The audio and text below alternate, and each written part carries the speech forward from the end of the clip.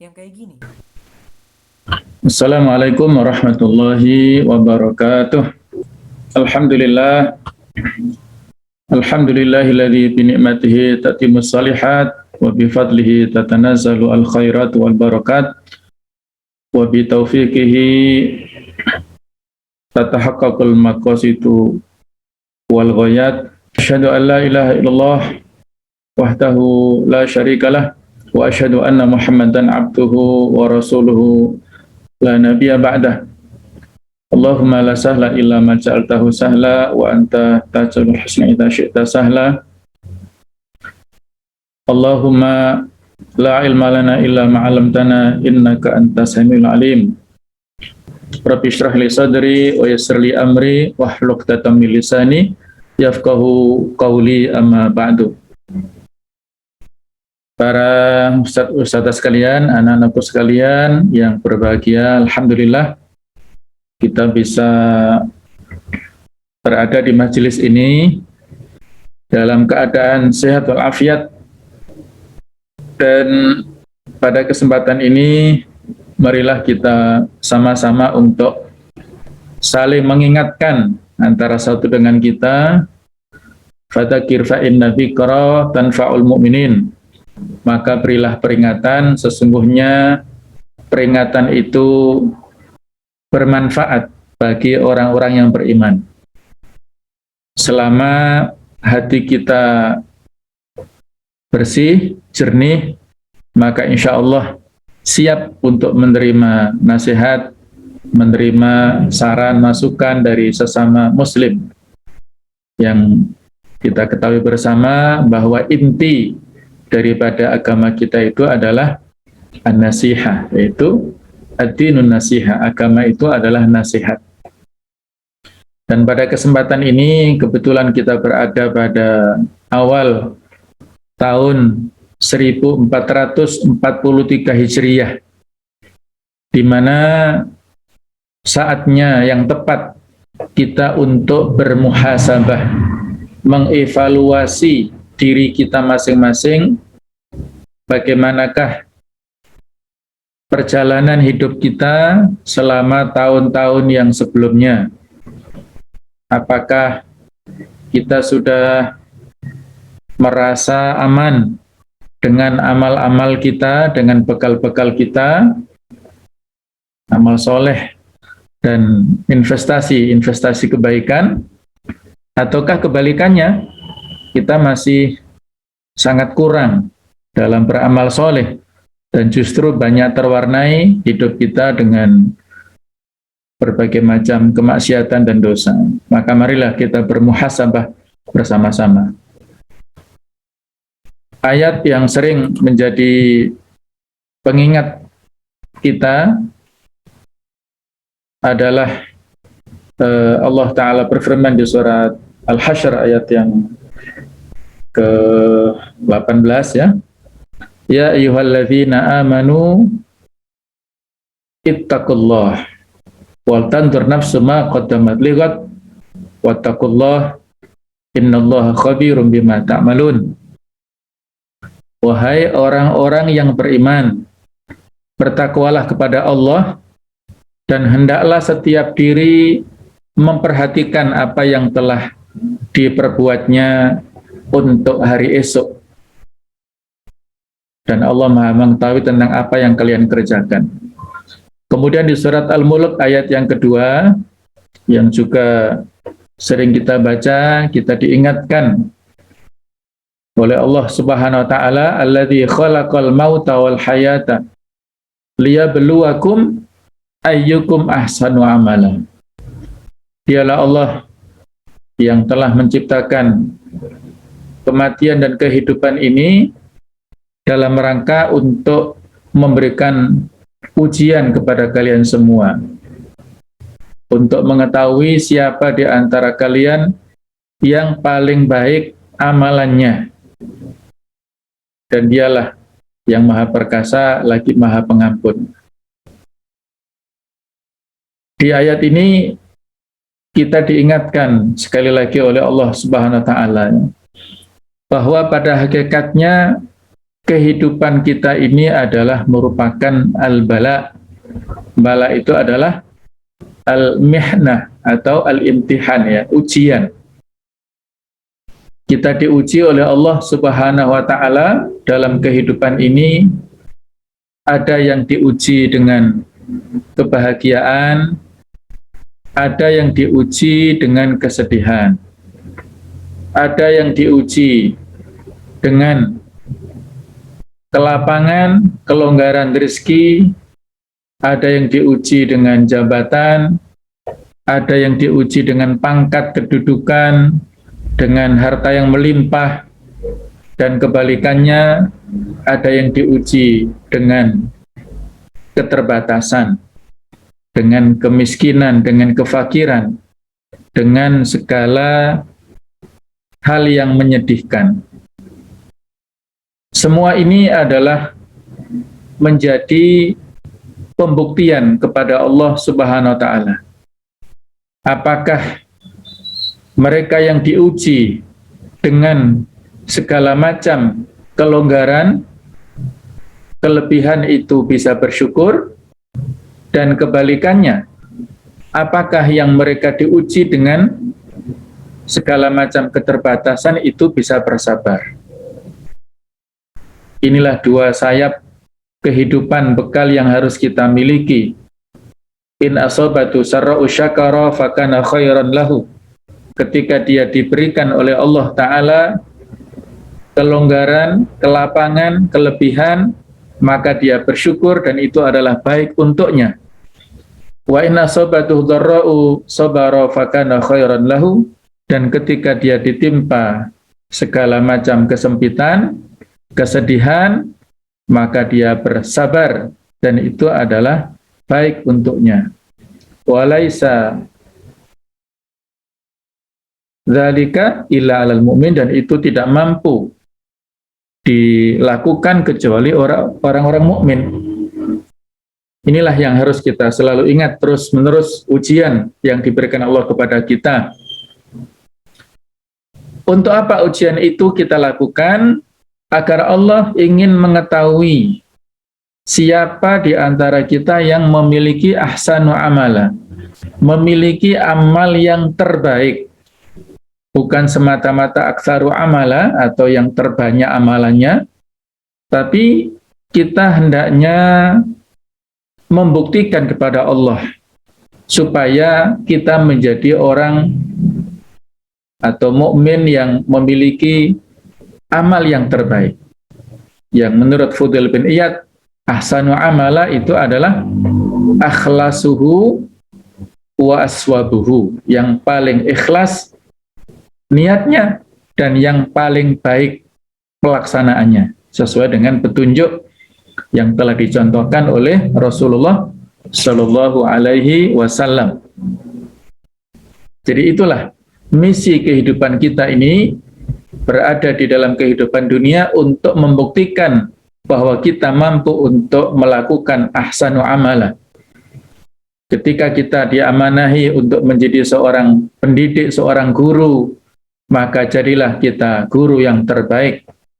Ketika kita menjadi santri, santriwati, maka jadilah santri dan santriwati yang terbaik. Dan begitu pula pada saat yang lainnya kita diamanai sebagai orang tua, jadilah orang tua yang terbaik. Ketika menjadi anak-anak pun demikian, jadilah anak-anak yang terbaik. Semua apa yang dibebankan tanggung jawab pada kita itu nantinya akan kita pertanggungjawabkan di hadapan Allah Ta'ala. Kullukum ra'in wa kullukum mas'ulun an ra'iyatihi. Setiap kalian itu adalah pemimpin dan akan dimintai pertanggungjawaban oleh Allah Ta'ala atas apa yang dipimpinnya, apa yang menjadi tanggung jawabnya. Waktu demi waktu berlalu dan kita tanpa menyadari sebenarnya kita telah sedikit demi sedikit umur kita itu terlewatkan. Bukan bertambah umur kita, tetapi sebenarnya umur kita berkurang. Dan kalau kita dalam sebuah perlombaan lari ataupun jalan cepat misalnya, atau perlombaan, kita sudah semakin dekat dengan finish, semakin dekat dengan akhir perjalanan hidup kita di dunia ini. Maka sebagaimana yang diingatkan oleh Hasan al-Basri dalam sebuah hikmahnya, ya bena Adam, innama anta ayyam, idza dhahaba yaumun, dhahaba ba'duk, wahai manusia. Sesungguhnya engkau itu tidak lebih kecuali hari-hari. Ketika satu hari terlewat, maka telah terlewatlah sebagian pada dirimu. Kita tidak mampu untuk mengembalikan waktu yang sudah lewat. Jangankan 1 tahun yang lalu, jangankan 1 bulan yang lalu, 1 hari yang lalu, bahkan 1 jam atau 1 menit, bahkan 1 detik pun kita tidak mampu mengembalikan waktu yang sudah lewat. Sehingga dalam sebuah hikmahnya Imam Syafi'i pernah mengatakan, al-waktu saifun in lam taqta'hu qata'a. Waktu itu adalah ibarat pedang yang apabila tidak kamu potong maka dialah yang akan memotongmu. Kalau tidak bisa kita manfaatkan, maka kitalah yang tergerus oleh zaman ini, oleh waktu ini. Dan dalam sebuah riwayat disebutkan, menurut riwayat Al-Hakim, dan menurut versi yang lain ini adalah perkataan daripada Ali bin Abi Thalib, man kana yaumuhu khairan min amsihi fahuwa rabih. Barang siapa yang hari ini lebih baik daripada hari kemarin, maka dialah adalah orang yang beruntung. Wa man kana yaumuhu mithla amsihi fahuwa maghbun.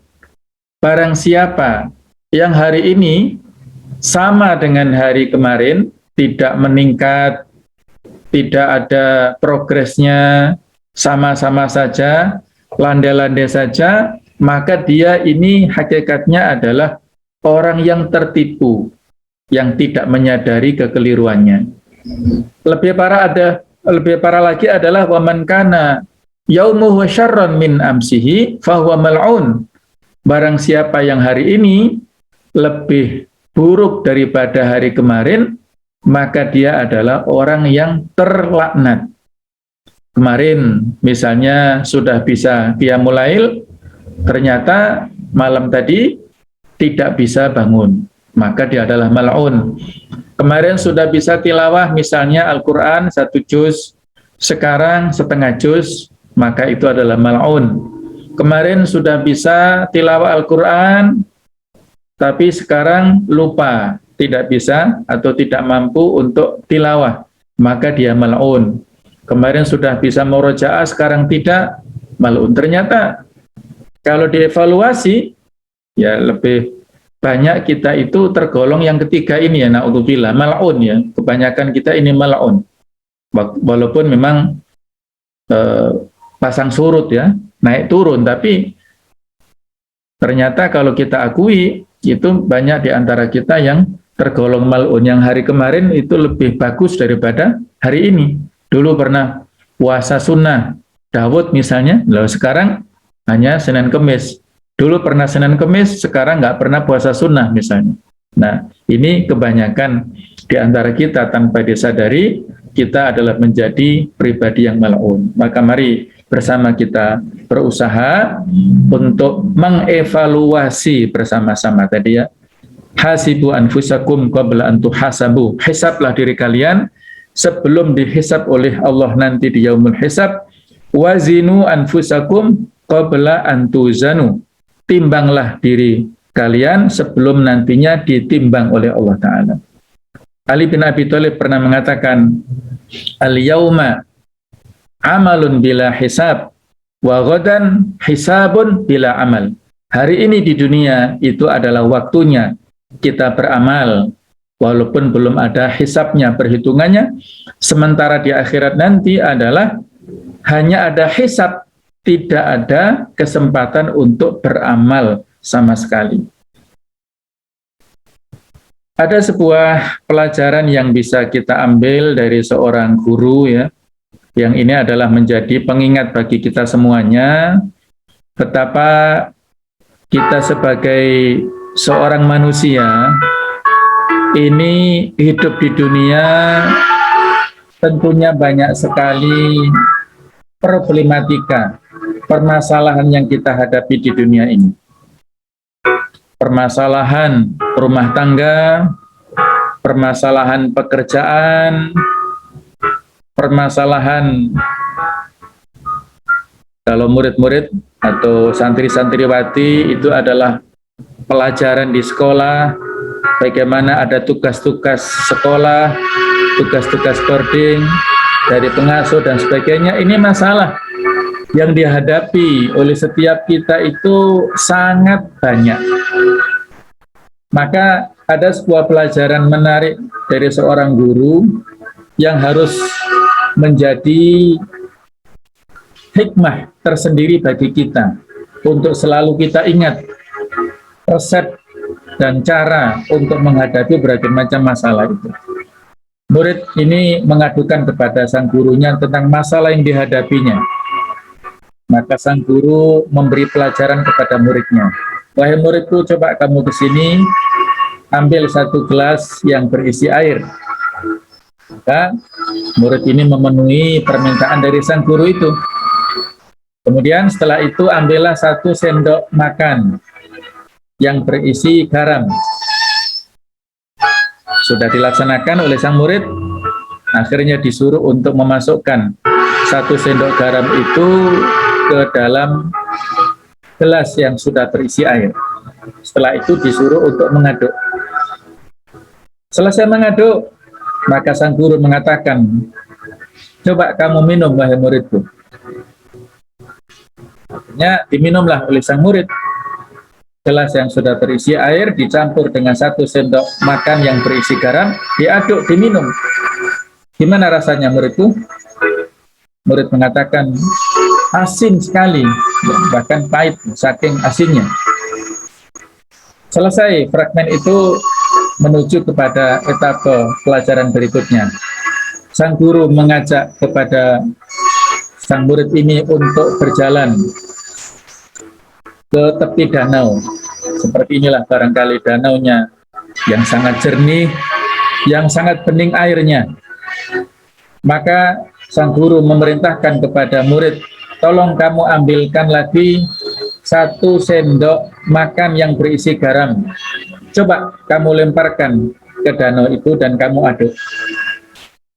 Selesai dilaksanakan oleh sang murid, disuruh oleh sang guru, coba kamu minum air danau itu. Bagaimana rasanya, nak? Sang murid mengatakan, rasanya segar, tidak ada rasa garam sama sekali, wahai guru. Nah, sekarang saatnya kamu mengambil pelajaran dari dua kejadian ini, wahai muridku. Permasalahan yang kamu hadapi dalam hidup ini itu adalah ibarat satu sendok garam. Sedangkan suasana hatimu itu adalah seperti air. Kalau hatimu itu sempit, hanya sebesar satu gelas, maka kapasitas airnya hanya satu gelas. Ketika dimasuki satu persoalan, satu masalah yang ibaratnya adalah satu sendok garam tadi, maka rasanya menjadi tidak karuan, asin sekali. Tapi kalau hatimu itu seluas danau, selebar danau tersebut, airnya begitu jernih, ketika dimasuki masalah satu sendok makan tadi yang berisi garam, itu tidak berpengaruh apa-apa. Inilah pelajaran yang bisa kita ambil dari kisah sederhana ini. Tugas kita bukan mengusir masalah, bukan menghindari masalah, karena masalah ini pasti kita hadapi dalam kehidupan. Tapi tugas kita itu adalah memperluas hati kita. Tugas kita bukan menghindari amanah, tapi tugas kita adalah memperkuat pundak-pundak kita supaya kuat memegang amanah pada diri kita masing-masing. Karena yang namanya hidup ini tidak bisa lepas dari masalah.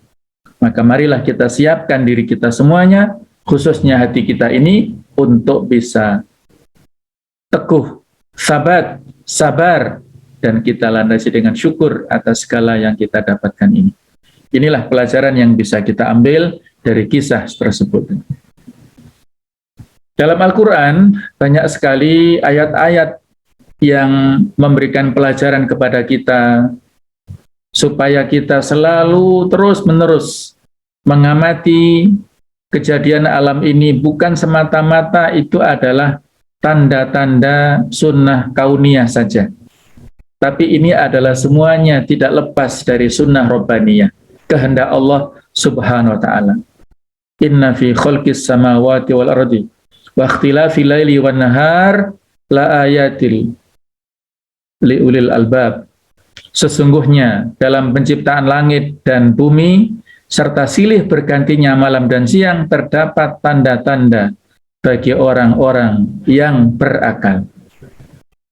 Kejadian yang kita alami dalam kehidupan ini, baik itu di bumi ini, kemudian kita bisa menyaksikan bagaimana langit yang begitu dahsyatnya dan segala macam kejadian alam yang di sekitar kita. Kalau kita memikirkan semua itu karena kita adalah mudah-mudahan termasuk orang-orang yang berakal, maka ini adalah menjadi hikmah yang sangat banyak kepada kita semuanya. Itu adalah tanda-tanda kekuasaan Allah Ta'ala bagi orang-orang yang menggunakan akalnya. Ulul albab itu memiliki dua kriteria, yaitu berzikir dan berfikir. Kita berzikir itu adalah ciptaan Allah Ta'ala, dan kita berfikir menggunakan akal pikiran kita. Di dalam Al-Quran, ini adalah ilustrasi ya tentang atmosfer. Ini adalah salah satu dari i'jaz ilmi ataupun kemujizatan Al-Quran dalam bidang ilmu, kesesuaian antara ayat-ayat Al-Quran dibandingkan dengan apa yang terjadi di alam semesta ini.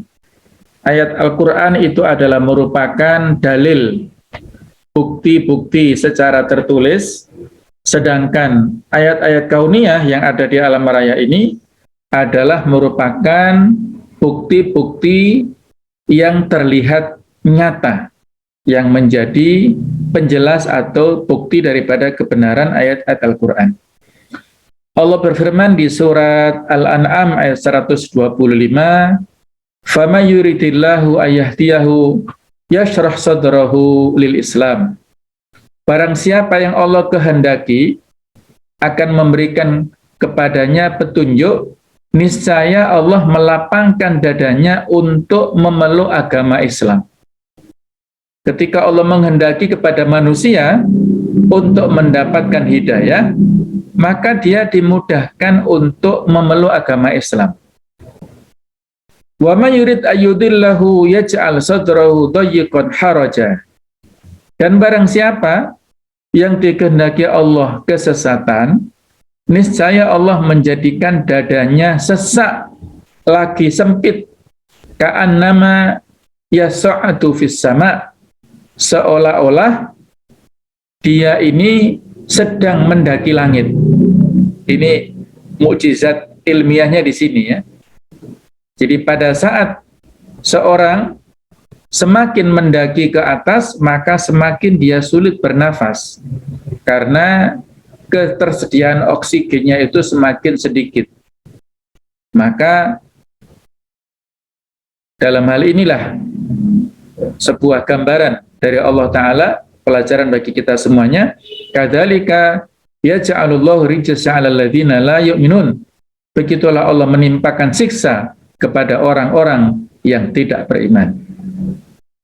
Jadi di sini kita diingatkan bahwa salah satu nikmat yang wajib kita syukuri adalah nikmat kita bisa bernafas. Yang mana pada saat ini ketersediaan oksigen itu adalah betul-betul sangat dibutuhkan oleh kita semuanya. Dan memang seperti itulah hakikat nikmat dari Allah. Orang itu baru bisa merasakan betapa berharganya sebuah nikmat kalau Allah mencabut nikmat itu. kita baru bisa merasakan nikmatnya sehat ketika nanti kita dalam kondisi sakit tidak bisa pergi kemana-mana. Harus isolasi mandiri saat ini bahasanya ya, isoman. Kita baru bisa merasakan betapa nikmatnya kaki kita ini ketika nanti barangkali pada saat tertentu kita diuji, kaki kita sakit, mungkin tersandung kalau itu yang sepele, sampai ke yang lebih berat ya, itu baru kita rasakan. Kita baru bisa merasakan betapa nikmatnya mata yang kita miliki ini bisa melihat segala sesuatu. Ketika naudzubillah min dzalik, nikmat mata ini dicabut. Maka sebelum nikmat itu dicabut oleh Allah Ta'ala, mari kita syukuri semuanya dengan mempergunakan semua potensi nikmat itu dalam rangka untuk taqarrub, memperbanyak ibadah kepada Allah Subhanahu wa Ta'ala. Inilah contoh nikmat oksigen. Pernahkah kita menanyakan harga oksigen di apotek? Ya, sekarang kurang lebihnya harganya sekian ini ya, 25.000 per liternya, atau mungkin ya bisa kurang atau bisa lebih ya, tolong bisa dimaklumi, ini hanya sekedar ilustrasi. Kebutuhan kita kepada oksigen sekian ini, kemudian kebutuhan kita kepada nitrogen juga demikian. Dan tahukah kita bahwa dalam sehari ini kita manusia ini menghirup 2.880 liter oksigen dan 11.376 liter nitrogen. Inilah kebutuhan kita dalam satu hari saja. Kalau kita kalikan berapa harganya oksigen tadi ya, harganya per liternya 25.000, sedangkan kita satu hari membutuhkan 2.880, berarti kita membutuhkan uang 72 juta. Nitrogennya lebih banyak lagi, karena kita membutuhkan 11.376 kali harganya, walaupun lebih murah tapi kebutuhannya lebih banyak, 9.950, berarti kita membutuhkan uang 113.190.200 rupiah. Sehingga total kebutuhan biaya sehari kita adalah 185.191.200 rupiah.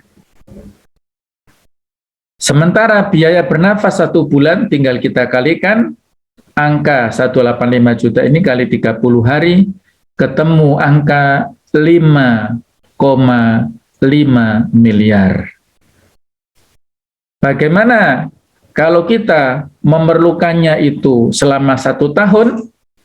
Tinggal kita kalikan 185, 191 ini kali 365, maka ketemu angkanya adalah 67 miliar, 5 ini. Jadi jika harus dihargai dengan rupiah, maka oksigen dan nitrogen yang kita hidup akan mencapai angka 185 juta per hari per orang. Ya. Jadi kalau kita hitung perharinya adalah 185 kali sebulan 5,5 kali setahun, maka kita membutuhkan angka 67,5 M per orang. Dan alhamdulillah saat ini kita nikmati oksigen dan nitrogen setiap harinya secara gratis, free of charge. Fabi ayyi ala'i rabbikuma tukadziban. Maka nikmat mana lagi dari Tuhanmu yang kalian dustakan? Inilah nikmat kita bisa bernafas secara gratis dengan udara yang ada di dunia ini, ternyata nilainya sangat mahal aslinya ya. Maka kita sebelum dicabut nikmat ini oleh Allah Ta'ala, mari kita syukuri bersama. Kita masih diizinkan bernafas setiap paginya, kita sambil berdoa setelah bangun tidur, alhamdulillahilladzi ahyana ba'dama amatana wa ilahin nusyur. Segala puji bagi Allah yang telah menghidupkan kita setelah mematikan ya. Coba pada saat tidur itu sebenarnya kita sudah mati ya dalam bahasa Al-Quran. Nanti bisa kita lihat di surat Az-Zumar ayat 42. Ada kesamaan antara jiwa, nyawa orang yang tidur dengan orang yang mati. Bedanya, kalau orang yang mati, jiwanya itu tidak dikembalikan pada jasadnya, sementara orang yang tidur, kemudian dia bisa bangun, itu dikembalikan jasadnya. Allah berfirman di surat Az-Zumar 42, Allahu yatawaffal anfusa hina mautiha wallati lam tamut fi manamiha. Allah mematikan jiwa pada saat dia mati dan yang belum mati pada saat tidur. Fayumsikul lati qada 'alaihal maut. Maka Allah menahan jiwa orang yang mati sesungguhnya, maksudnya ruhnya tidak dikembalikan kepada jasadnya ya. Wa yursilul ukhra ila ajalin musamma.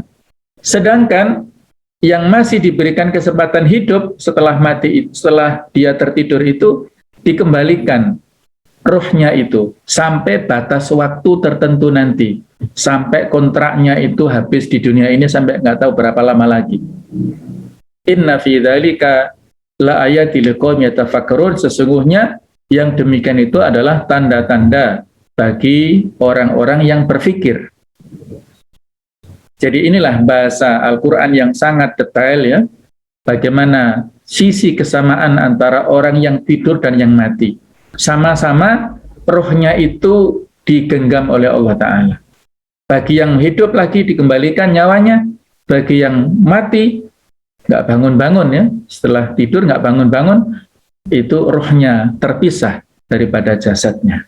Maka mari kita masih diberikan kesempatan, bisa bangun tidur, bisa diberikan kesempatan untuk hidup lagi, maka mari kita gunakan dengan melakukan amal soleh sebanyak-banyaknya. Ini adalah ilustrasi kondisi kita pada saat di alam ruh dulu ya, di saat kita menjadi janin, di perut ibu kita masing-masing. Sadarkah Anda bahwa Allah menciptakan manusia dengan penciptaan yang dahsyat? Sesungguhnya kami telah menciptakan manusia dalam bentuk yang sebaik-baiknya. Laqad khalaqnal insana fi ahsani taqwim. Surat At-Tin ayat yang keempat ya. Kemudian Allah juga berfirman di ayat yang lainnya, dan sesungguhnya telah kami muliakan anak-anak Adam, kami angkut mereka dari daratan dan lautan, kami berikan mereka rezeki yang baik-baik, kami lebihkan mereka dengan kelebihan yang sempurna atas kebanyakan makhluk yang telah kami ciptakan. Surat Al-Isra ayat ke-70. Coba kita merenung sejenak ya. Sadarkah Anda bahwa Allah menciptakan manusia dengan penciptaan yang dahsyat?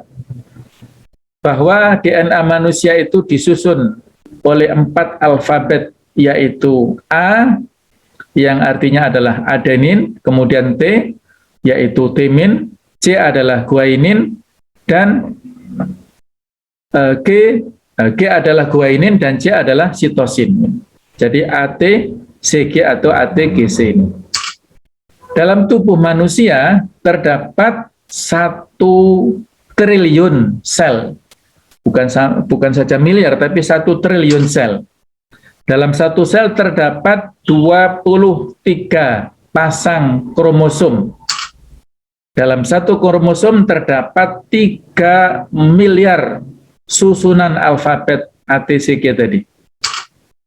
Jadi kalau susunan alfabet manusia disusun, maka panjangnya tidak kurang dari 600 kali jarak antara bumi dan matahari. Masya Allah wa tabarakallah, ya, luar biasa. Inilah penciptaan manusia yang tidak kita sadari ya.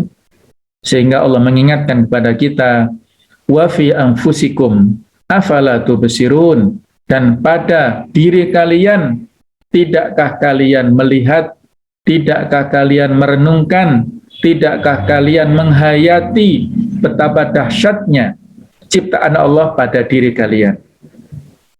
Man arafa nafsahu, man arafa rabbahu, barang siapa yang mengetahui dirinya, maka dia mengenal Tuhannya.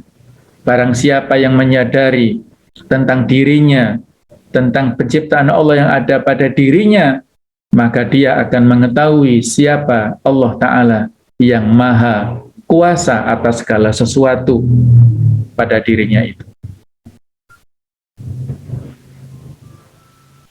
Mari kita bersama-sama untuk bertafakur, merenungkan betapa Allah Subhanahu wa Ta'ala menciptakan alam raya ini dengan penciptaan yang dahsyat. Di surat Luqman ayat 20, Allah Ta'ala mengingatkan kepada kita, alam tarau annallaha sakhara lakum ma fis samawati wa ma fil ard. Tidakkah kamu perhatikan, sesungguhnya Allah telah menundukkan untuk kepentinganmu apa yang di langit dan apa yang ada di bumi. Wa asbagha alaikum ni'amahu dhahiratan wa batinah. Dan Allah telah menyempurnakan untukmu nikmatnya lahir dan batin. Wa minan nas mayujadilu fillahi bighairi ilm walahu ta'ala kitabun munir. Tetapi ada di antara manusia, ada yang membantah tentang keesaan Allah tanpa ilmu pengetahuan atau petunjuk dan tanpa kitab yang memberi penerangan.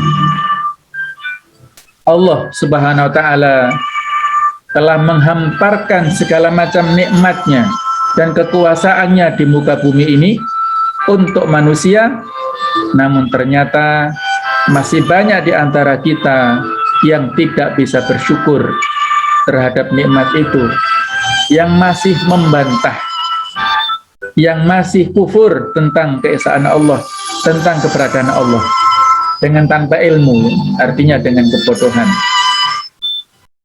Allah juga mengingatkan kepada kita semua pada surat yang sama ayat 29, alam taro annallaha yuliju laila fin nahar wa yuliju nahara fil lail. Sesungguhnya, apakah kalian tidak mengetahui sesungguhnya Allah telah memasukkan malam ke dalam siang dan memasukkan siang ke dalam malam.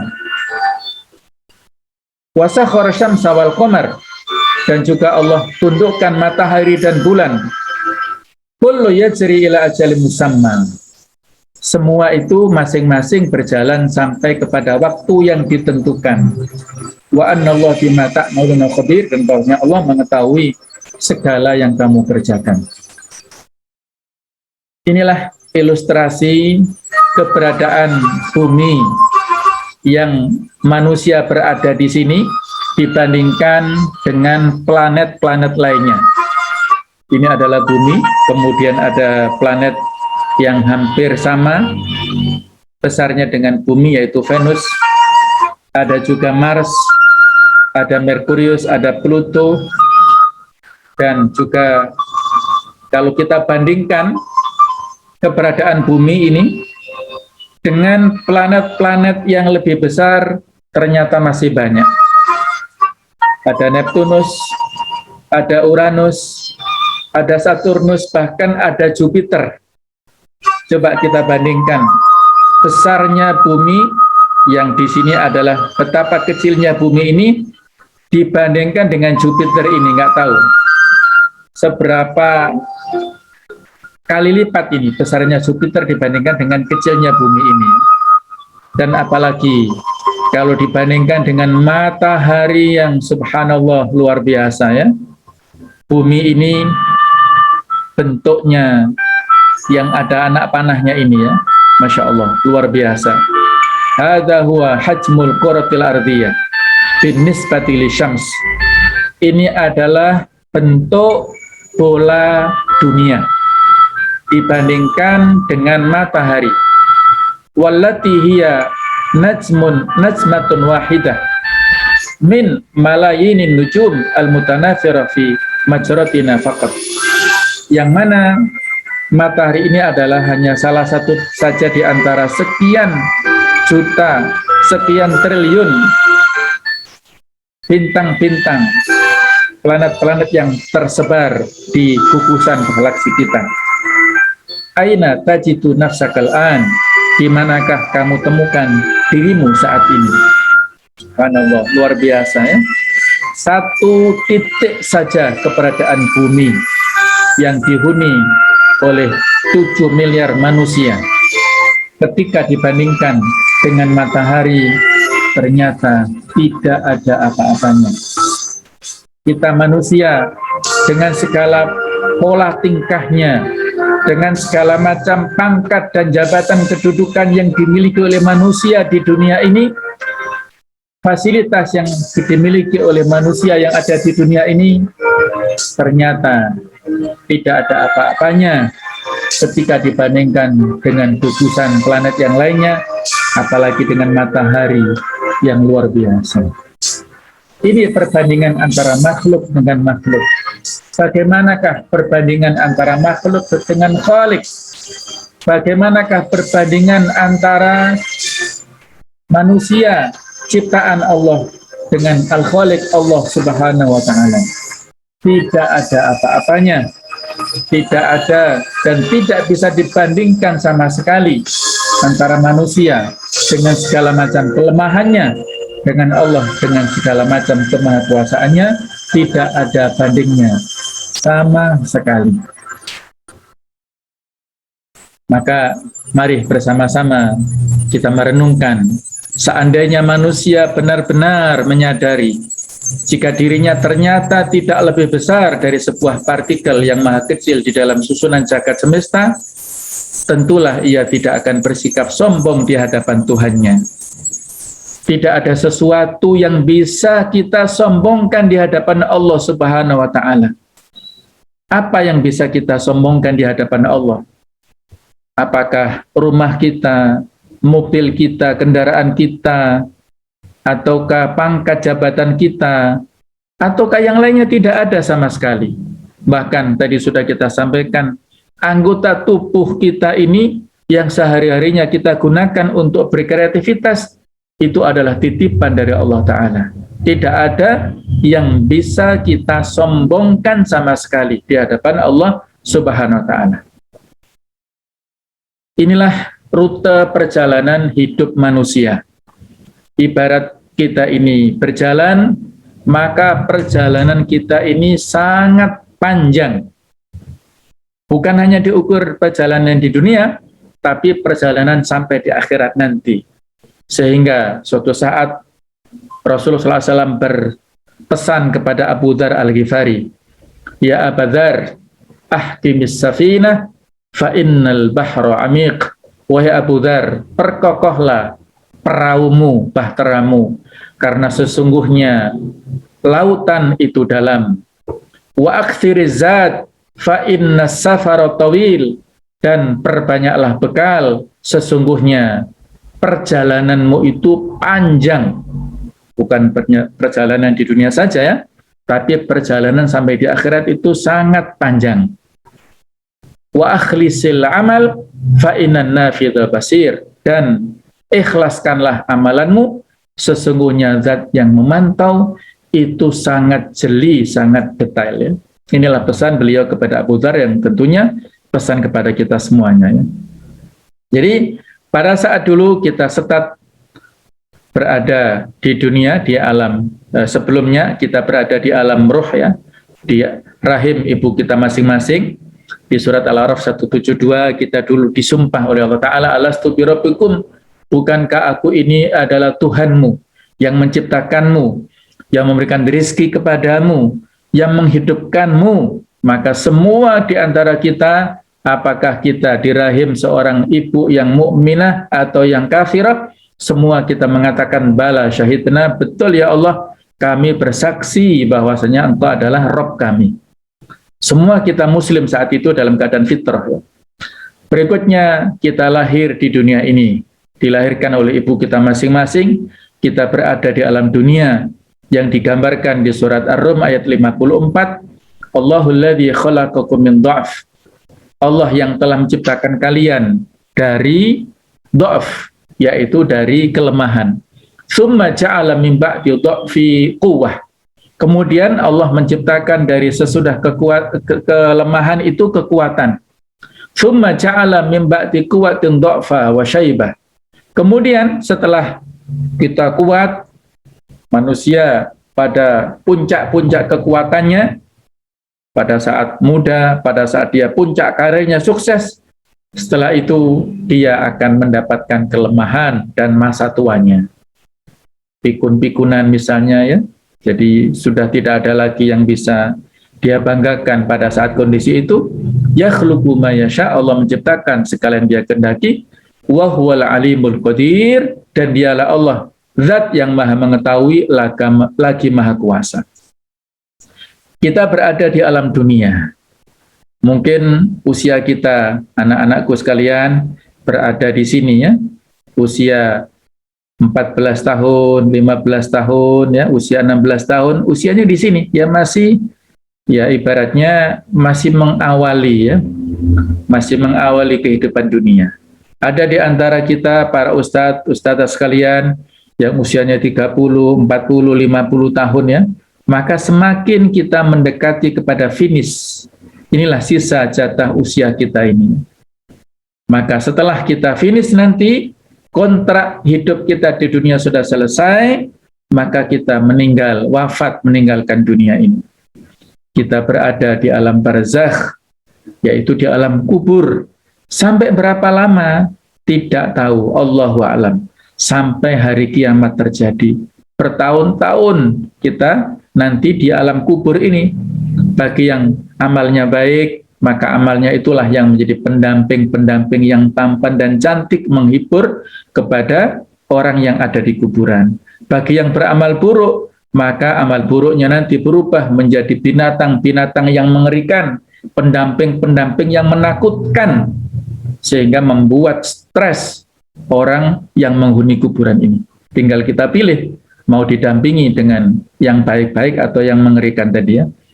Kemudian kita berada di alam mahsyar, yaitu pada suatu kondisi dikumpulkan semua kita ya di alam mahsyar ini pada saat kondisi yang sangat mencekam karena matahari saat itu kondisinya ataupun posisinya itu didekatkan. Bisa kita rasakan ya, bagaimana kalau matahari lebih didekatkan, maka otomatis akan sangat kepanasan, sehingga semua manusia bercucuran keringat karena saking panasnya. Dan masing-masing tergantung kepada kondisi amal di dunia. Kalau yang orang-orang baik, amal investasi kebaikannya baik, maka keringatnya hanya sedikit saja, mungkin hanya sebatas satu mata kaki saja. Ya. Tapi kalau orang yang amalannya buruk di dunia, maka bisa jadi satu perut, ya seperti sebatas perut, bisa sebatas dagu, bahkan sebatas kepala, dia tenggelam dengan keringatnya sendiri itu. Semua itu adalah berdasarkan amal kita masing-masing. Orang yang ahlul ibadah, terutama sholat, yang memperpanjang berdiri pada saat sholat, maka dia seolah-olah sebentar saja berdirinya di alam mahsyar, antara waktu yang sebentar, antara maghrib, antara asar dan maghrib saja. Tapi kalau orang yang merasakan atau yang tidak pernah sholat di dunia, tidak berdiri lama di dunia saat sholat, maka dia merasakan waktu yang sangat-sangat panjang. Setelah itu kita dihisab apakah kita di surga ataukah di neraka. Sendiri atau barengan? Ya sendiri ya. Kita dihisab ini mempertanggungjawabkan amal kita itu sendiri-sendiri. Inilah perjalanan kehidupan kita yang mirip dengan tadi ya.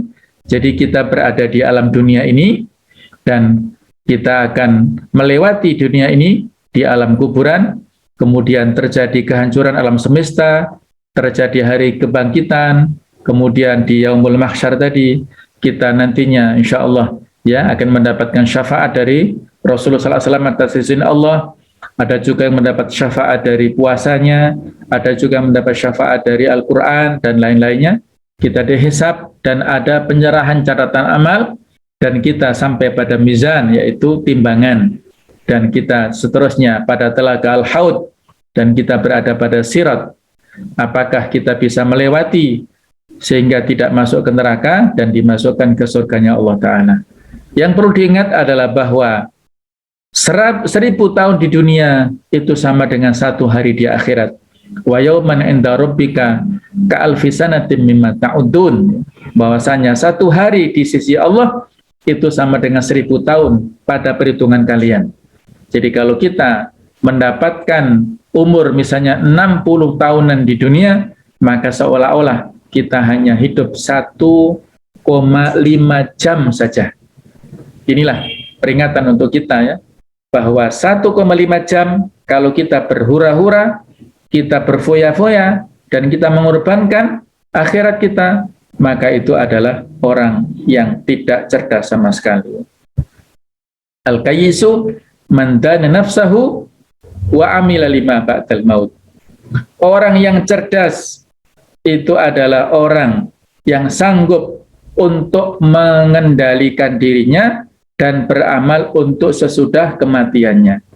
Wal ajizu man atba'a nafsahu hawaha. Orang yang lemah itu adalah orang yang mengikuti jiwanya kepada kemauan hawa nafsunya. Wa tamanna 'alallahi, dan dia berangan-angan panjang kepada Allah. Jadi angan-angannya terlalu panjang ya. Dia tidak objektif, dia panjang angan-angannya.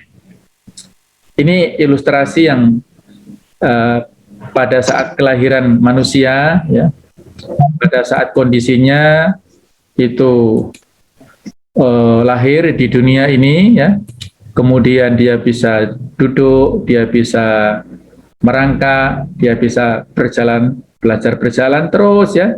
Dia pada saat masa sekolah, masa kuliah, sudah jadi sarjana, kemudian sudah kerja, sudah bisa mendapatkan uang. Nah, akhirnya ini kembali kepada masa tuanya ini, ya sudah boyoknya, sudah sakit-sakitan, berjalannya juga sudah membutuhkan tongkat dengan tubuh yang sudah tidak tegap lagi, bahkan ada sebagian yang pakai kursi roda, terus kemudian dia sakit berbaring, dan akhirnya tempat kembalinya nanti adalah kuburan ya. Rumah 2x1 itu adalah rumah masa depan manusia semuanya.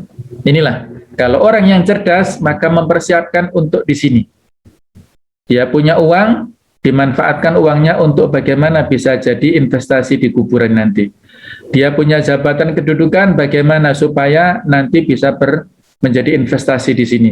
Dia punya potensi apapun, dia manfaatkan untuk mendapatkan investasi di dalam kuburan menjadi teman yang baik tadi. Manusia berhak memilih jalan hidup masing-masing. Jalan hidup itu adalah suatu pilihan. Kebahagiaan itu diciptakan. Tetapi tanpa melakukan perubahan dan pengorbanan, itu hanyalah mimpi. Innallaha la yughayyiru ma biqaumin hatta yughayyiru ma bi anfusihim. Allah tidak merubah nasib satu kaum sampai mereka merubah nasib diri mereka sendiri. Kitalah yang punya pilihan, apakah pilihan untuk pinter ataukah tidak, pilihan untuk dapat nilai bagus atau tidak, pilihan untuk sukses ataukah gagal, kita punya pilihan. Manusia membutuhkan langkah besar, maka mulailah sekarang juga, atau Anda semakin tua, tetaplah seperti sekarang ini, atau kucilkanlah diri Anda, atau berubahlah. Jadi semua itu ada pada pilihan kita masing-masing. Sesudah kita berusaha, berikhtiar, maka kita bertawakal, kita serahkan kepada Allah Ta'ala. Hasilnya itu terserah Allah. Yang penting kita usaha dulu. Dalam proses usaha kita sudah mendapatkan pahala, karena kita sudah melakukan upaya-upaya kebaikan. Ada sebuah puisi yang bisa menjadi pengingat kepada kita semuanya ya. Puisi ini aslinya berbahasa Inggris, tapi akhirnya diterjemahkan oleh Taufik Ismail, dibacakan oleh beliau, yang berjudul Kerendahan Hati. Kalau engkau tak mampu menjadi beringin yang tegak di puncak bukit, jadilah belukar. tetapi belukar yang baik yang tumbuh di tepi danau. Kalau kamu tak sanggup menjadi belukar, jadilah saja rumput, tetapi rumput yang memperkuat tanggul pinggiran jalan. Kalau engkau tak sanggup menjadi jalan raya, jadilah saja jalan kecil, tetapi jalan setapak yang membawa orang ke mata air. Tidaklah semua orang menjadi nahkoda. Tentu harus ada awak kapalnya. Karena bukan besar kecilnya tugas yang menjadikan tinggi rendahnya nilai dirimu. Jadilah saja dirimu sebaik-baiknya dari dirimu sendiri. Masing-masing kita punya kelebihan, punya kekurangan. Yang namanya manusia, tidak ada yang sempurna.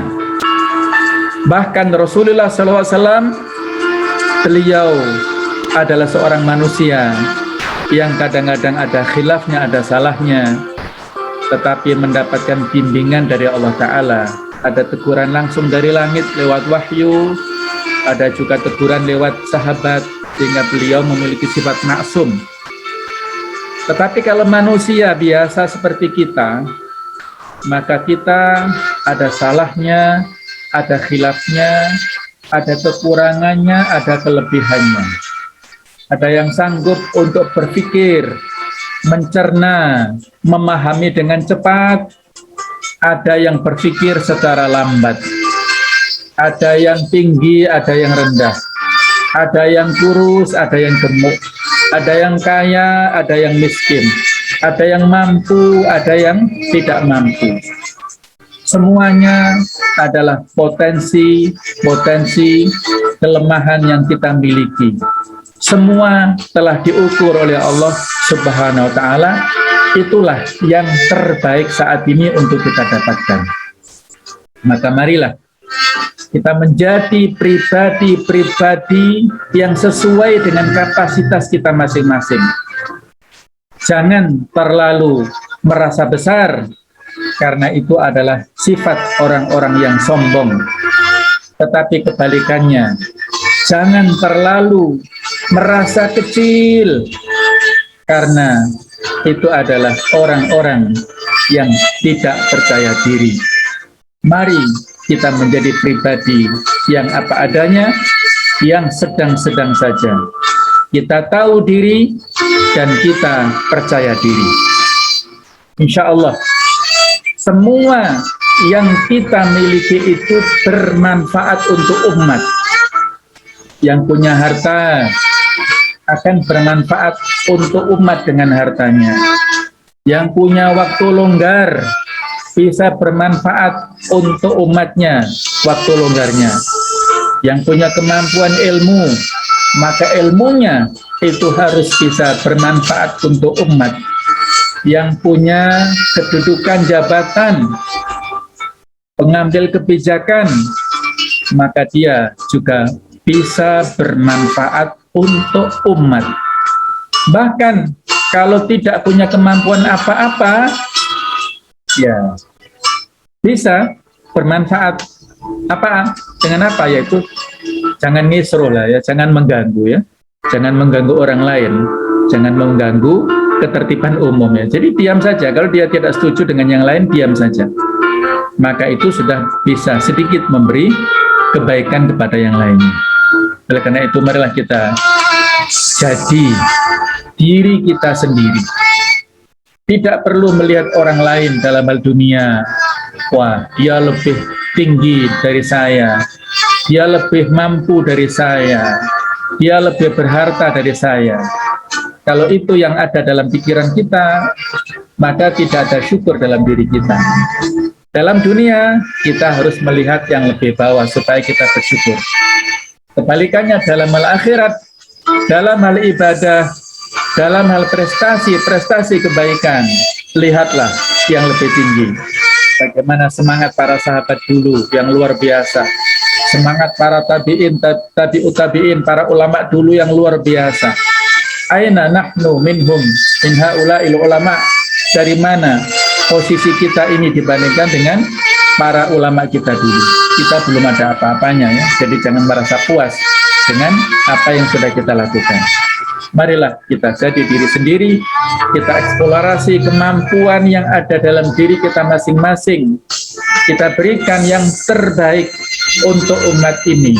Kita berikan amal-amal unggulan yang akan kita banggakan di hadapan Allah Subhanahu wa Ta'ala nanti.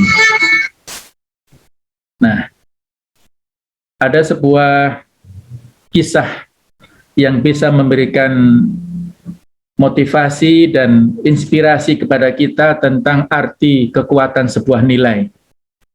Ini adalah seorang tokoh yang ahli dalam bidang mendaki gunung. Dia diberikan gelar sir, yaitu sir atau pak ya, atau pahlawan yang namanya Edmund Hillary.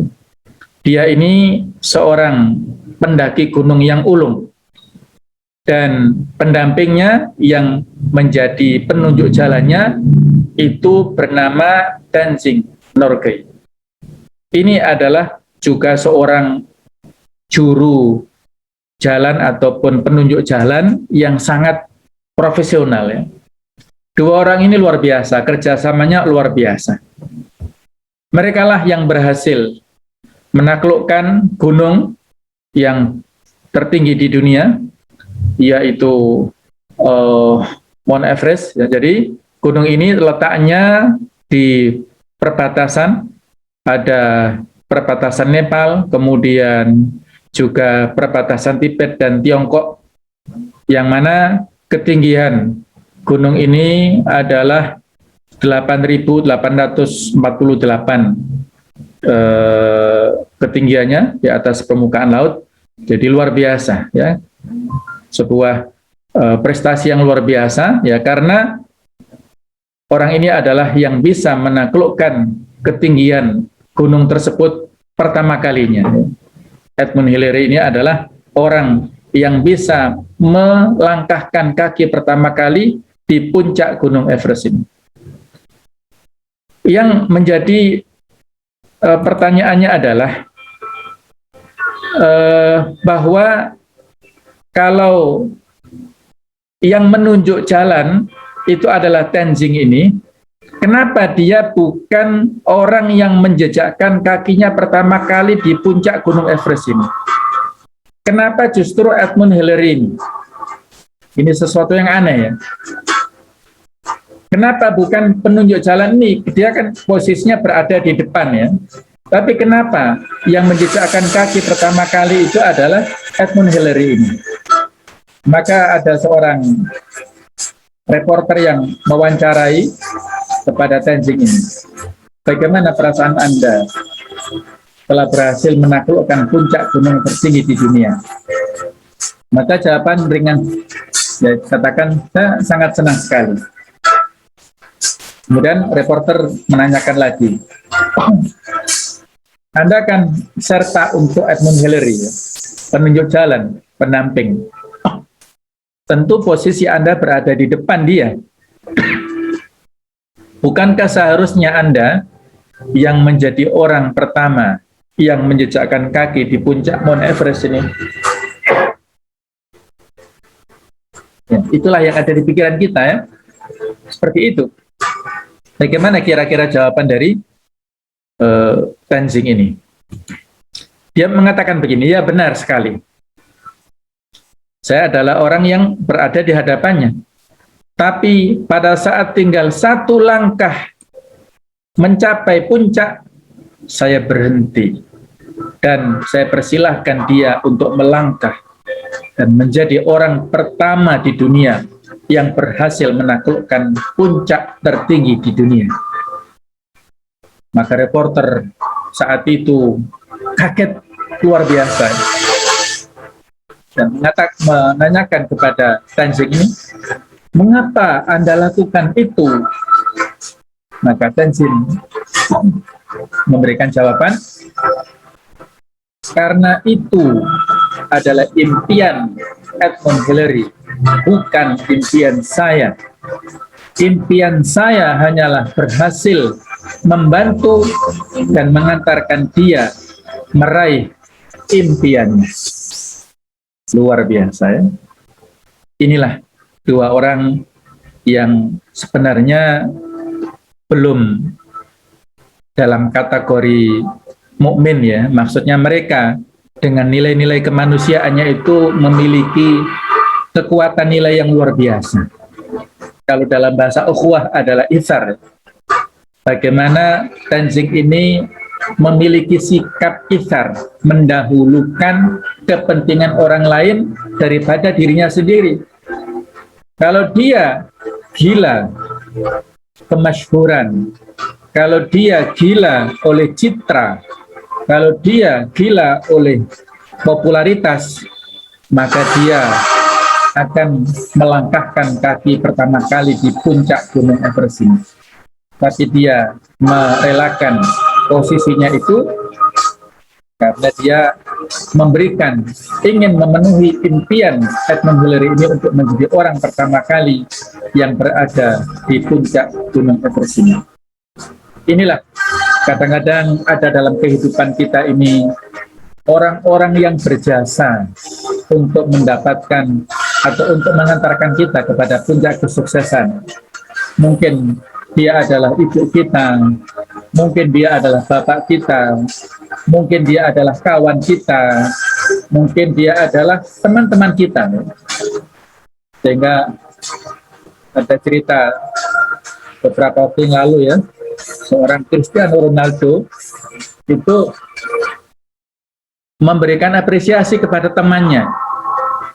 Karena temannya inilah yang membantu Cristiano Ronaldo saat itu untuk bisa diterima di klub besar di Eropa saat itu ya. Padahal kemampuannya saat itu belum seperti sekarang ini.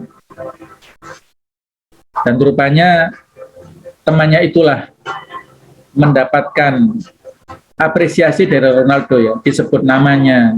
Kemudian juga temannya itulah, walaupun dia bukan pemain besar, tidak terkenal sama sekali, tetapi mendapatkan fasilitas hidup ya, seperti mendapatkan gaji ya. Fasilitas hidup sampai sekarang itu dijamin hidupnya oleh Ronaldo itu. Itu pelajaran dari orang-orang yang belum mengenal kata iman ya, tetapi luar biasa kekuatan nilainya, yaitu sifat-sifat ithar yang seperti itu yang kita inginkan ya. Apalagi kita sebagai mukmin tentunya harus lebih kuat lagi sifat itharnya kepada orang lain. Tidak ada tempat individualis pada diri kita ya. Semua kita adalah dalam rangka untuk menolong sesama. Allahu fi aunil abdi, maka al-abdu fi auni akhi. Allah itu akan menolong hambanya selama hamba itu menolong saudaranya. Itulah yang harus kita miliki masing-masing. Nah, berikutnya ada kisah seorang OB. OB adalah office boy ya, yang biasa bertugas untuk membersihkan kamar mandi, toilet, bersihkan ruangan, ya pekerjaan yang dalam strata pekerjaan di kantor-kantor itu pekerjaan yang paling bawah. Tetapi mentalnya bukan mental seorang OB ya, tapi dia adalah mental orang yang sukses. Jadi punya optimisme. Dia seorang OB tapi akhirnya mendapatkan kesuksesan. Ya dia hanya lulusan ya SMP atau SMA ya, tapi dia punya impian yang tinggi. Bagaimana kisahnya? Mari kita ikuti bersama-sama ya. Hai semuanya, balik lagi sama calon sarjana. Di video kita kali ini guys, gue punya cerita inspiratif nih dari seorang OB di sebuah perusahaan yang gak pernah berhenti bermimpi. Berkat kerja keras dan juga keinginan untuk belajar, dia akhirnya berhasil tuh guys menjadi orang yang sangat sukses. Penasaran kan gimana kelanjutannya? Ya udah, mending langsung aja nih guys, kami persembahkan kisah seorang office boy yang selalu diremehkan orang tapi berhasil menggapai cita-citanya. So, gak usah pakai lama lagi, siapin diri kalian dan nikmatin videonya. Setiap manusia di keluarga kaya ataupun pas-pasan pasti sama-sama bermimpi untuk memiliki hidup yang lebih baik kan? Ya memang itulah guys tujuan manusia selama hidupnya. Tapi biasanya dalam proses mengejar mimpi, tiap orang tuh punya cerita yang berbeda-beda. Cuma yang jelas, kerja keras adalah salah satu kunci penting agar dapat mencapai cita-cita tersebut. Nah, kalau ngomongin soal cita-cita, ada nih pengalaman nyata seseorang yang menarik banget. Awalnya tuh banyak orang meremehkannya. Seiring berjalan waktu, tiba-tiba aja karirnya melesat dan berhasil jadi vice president di sebuah perusahaan terkenal. Ya, nama pria ini adalah Hotman Zainal. Aku yakin banyak dari kalian yang asing kan sama namanya. Supaya nggak bingung, mending kita bahas langsung deh ya pengalaman hidup Bapak Zainal ini. Bapak Zainal merupakan orang asli Kediri yang lahir dari keluarga sederhana. Di masa remajanya, dia memutuskan merantau ke Jakarta demi menggapai kesuksesan dan meraih kehidupan yang lebih baik. Meskipun dengan hanya bermodalkan ijazah tamatan SMA, dia pun berangkat ke Jakarta. Sayangnya, karena cuma bermodalkan ijazah, keinginannya untuk bekerja di kantor harus dikubur ya dalam-dalam. Tapi Pak Zainal nggak patah semangat karena setiap hari dia pergi dari satu gedung ke gedung lainnya buat mengajukan lamaran kerja. Beruntungnya, impiannya bekerja di kantor akhirnya bisa terwujud nih, yaitu dengan menjadi seorang office boy di perusahaan Citibank. Nah, disinilah awal karirnya dimulai, guys. Meskipun bekerja sebagai office boy, Pak Zainal tidak menyia-nyiakan kesempatan di mana dia selalu bekerja ulet, memiliki rasa ingin tahu, serta punya semangat belajar yang sangat tinggi. Bahkan di sela-sela waktu luangnya, dia selalu belajar dunia perbankan dengan cara membaca banyak buku, dan kalau ada yang susah dimengerti, dia juga gak akan ragu tuh untuk menanyakannya kepada karyawan. Cuma sayang guys, karena posisinya cuma sebagai OB, banyak orang di kantor tersebut yang memandang remeh rasa keingintahuannya si Zainal. Tapi untungnya, dia ini gak pernah ambil pusing tuh. Kalian tahu nggak apa yang terjadi berikutnya? Setelah beberapa lama kerja, Zainal tuh kemudian naik pangkat dan menjadi petugas fotokopi. Di sini dia langsung puas tuh guys, dan masih meneruskan kebiasaannya buat selalu belajar di sela-sela waktu kosong. Dan pada suatu ketika perusahaan ini membuka sebuah lowongan untuk mencari karyawan baru tuh guys, peluang itu pun gak disia-siakan oleh Pak Zainal. Dengan segala ilmu yang udah dipelajari selama ini, dia nekat mendaftarkan diri untuk mengisi lowongan tersebut. Dan kalian tahu, berkat kinerjanya yang mengesankan selama bekerja sebagai OB serta tukang fotokopi, dia berhasil diterima menjadi karyawan di bank itu. Berita mengenai diangkatnya Bapak Zainal menjadi pegawai Citibank bikin heboh. Banyak karyawan misalnya yang mencibir dan meragukan kemampuannya guys. Cuma lagi-lagi cibiran ini dianggap sebagai angin lalu, di mana malah membuatnya semakin semangat buat mengasah kemampuan di dunia perbankan. Bahkan sejak menjadi karyawan, Zainal seringkali membenturkan kerjanya bila mengalami kesulitan. Sampai akhirnya setelah 19 tahun bekerja di perusahaan yang dimulai dari seorang OB, dia akhirnya diangkat sebagai Vice President guys. Posisi tersebut merupakan posisi tertinggi yang ada di Citibank Indonesia saat itu. Nggak berhenti di situ. Selain berhasil jadi Vice President, Bapak Zainal ternyata juga pernah bekerja sebagai penasihat keuangan pemerintah, CEO di berbagai perusahaan, dan jadi dosen di sebuah universitas loh. Waduh, benar-benar luar dugaan ya. Dan disini kita bisa belajar tuh guys, kalau yang namanya kerja keras tidak akan pernah mengkhianati hasil. Lalu dari ceritanya Pak Zainal, gue juga dapat pelajaran berharga nih. Pertama, jangan terlalu cepat puas sama apa yang sudah kalian capai saat ini. Terus yang kedua, motivasi diri kalian buat selalu haus untuk belajar dan juga berkembang. Semoga cerita kali ini guys bisa ngebuat kalian termotivasi dan ikuti jejaknya Pak Zainal. So, selamat mencoba ya.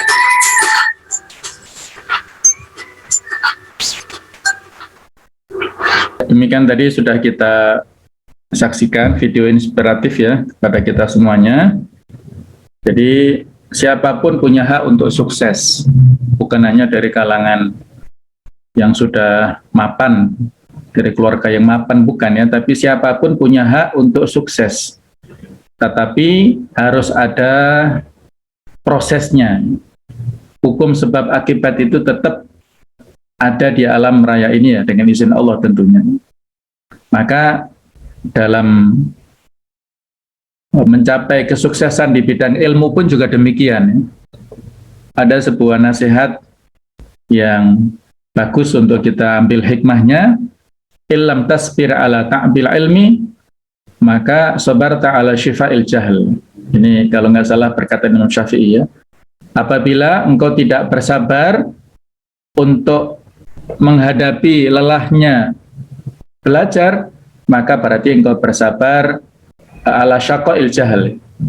Engkau bersabar dalam hal kemelaratan kebodohan. Jadi kalau kita tidak bersabar, berlelah-lelah dalam hal mencari ilmu, tidak sabar membaca, tidak sabar menulis, tidak sabar di majelis ilmu, tidak sabar untuk mempelajari di sekolah kita, di boarding kita, di pondok kita ini, tidak bersabar, maka konsekuensinya harus bersabar nantinya mendapatkan dampak buruknya, yaitu ala syaqa'il jahal. Kita berada pada dampak kemelaratan, kebodohan yang kita dapatkan ya, karena kita tidak mau untuk belajar. Ini adalah sebuah motivasi bagi kita semuanya. Insya Allah ini slide terakhir ya. Jadi bagaimanakah sebuah hadis mampu menginspirasi kepada seorang Abu Ayyub Al-Ansari untuk menjadi penakluk Konstantinopel. Ada hadis dari Nabi SAW, beliau pernah mengatakan, La tuftahanal Konstantiniyah.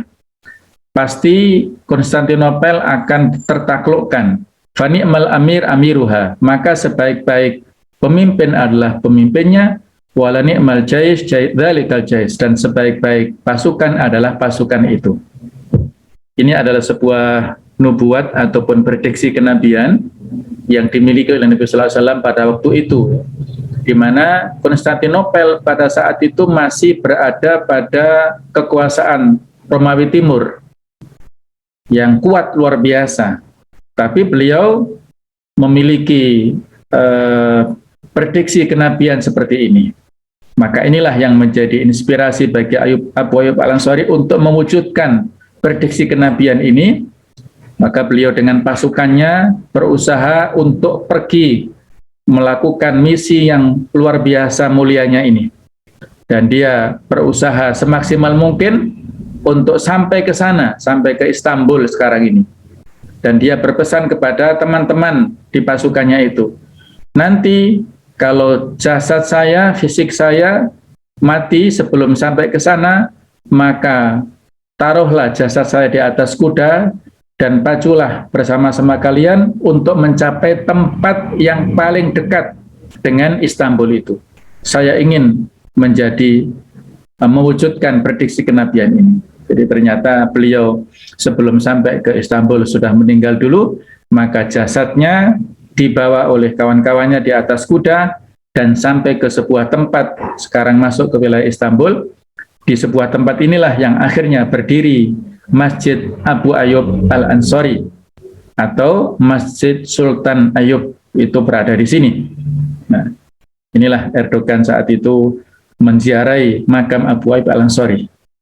Jadi walaupun belum mencapai secara sempurna keinginan ataupun misi mulianya itu, tetapi akhirnya disempurnakan oleh generasi yang sesudahnya, yaitu Sultan Muhammad Al-Fatih pada tahun 1453 dengan izin Allah berhasil menaklukkan Konstantinopel atau Konstantinia ini, dan akhirnya berubah menjadi atau masuk kepada kekuasaan Turki Utsmani saat itu ya. Inilah luar biasa perjuangan ulama kita dulu yang telah dengan gagah beraninya mereka ingin mewujudkan mimpi-mimpi yang telah mereka miliki, menggapai cita-cita tertinggi yang pada akhirnya mereka dikenang sepanjang sejarah. Nama besar mereka dikenang sepanjang sejarah dikarenakan obsesi dan cita-citanya, bukan semata-mata karena hartanya atau karena jabatannya, bukan, tapi karena obsesi dan cita-citanya itulah. Mudah-mudahan yang sedikit ini bisa memberikan inspirasi kepada kita semuanya, dan marilah kita berbuat yang terbaik selagi masih ada waktu, masih ada umur, masih bisa berkontribusi untuk agama, umat dan bangsa kita insya Allah. Demikian kurang lebihnya, mohon maaf yang seikhlas-ikhlasnya. Hadanallahu wa iyyakum ajma'in. Allahul muwaffiq bil aqwamit thoriq wal hadi ila sawa'is sabil. Wassalamualaikum warahmatullahi wabarakatuh. Waalaikumsalam warahmatullahi wabarakatuh. Masya Allah,